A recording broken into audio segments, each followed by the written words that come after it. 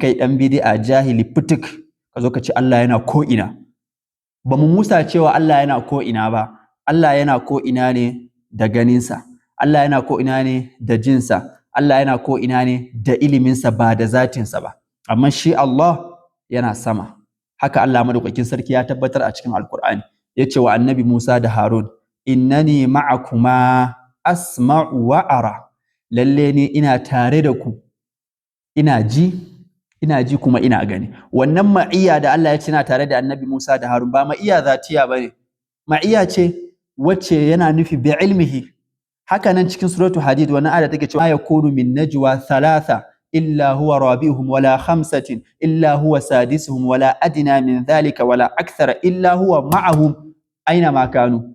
Wannan ma'ahum aina ma kanu cewa mutane biyu ne ko uku Allah yana tare da su hudu ne ko su biyar ko su shida Allah yana tare da su ba ma'iyya ne zatiya ba ma'iyya ce bi ilmihi saboda ayan ta bude da al-ilm kuma ta rufe da al-ilm je karshen ayan shi ma rufe da alim to kaga kenan Allah yana magana akan al-ilm da iliminsa abinda ake so da kai a matsayinka na musulmi ka yadda cewa Allah tabaraka wa ta'ala yana sama da al'arshi idan an ce Allah yana saman al'arshi ba wai yana zama akan al'arshin kamar yadda sarki ke zama akan kujera yanda wasu suke siffantawa mujassima ko kuma mushabbiha ba a'a ka yadda cewa Allah yana sama ka yadda cewa Allah ya ridita akan al'arshi amma wacce ta dace da shi shine fa aqidan ahlus sunna duk abin da an ce maka Allah ya ce annabi ya ce to ka yadda amma kada ka kamanta da fatan mun gane laisa kamithlihi shay'un wa huwa samiul basir wani abu bai yi kama da shi ba shi Allah mai ji ne kuma mai gani babu makamancinsa